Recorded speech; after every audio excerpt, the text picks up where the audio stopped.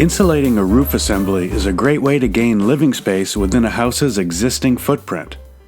But moisture can ping-pong its way to the ridge because of some weird laws of physics.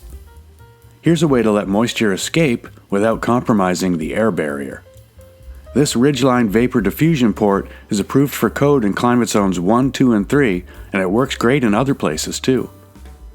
Cut the roof sheathing back about 1.5 inches on each side of the ridge.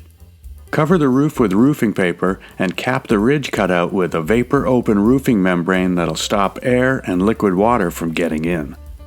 If the membrane isn't peel and stick, seal all the edges with contractor tape. Install roofing like normal and seal a ridge vent atop the ridge. This will allow water vapor to exit the assembly while keeping liquid water out, which will keep you out of the doghouse.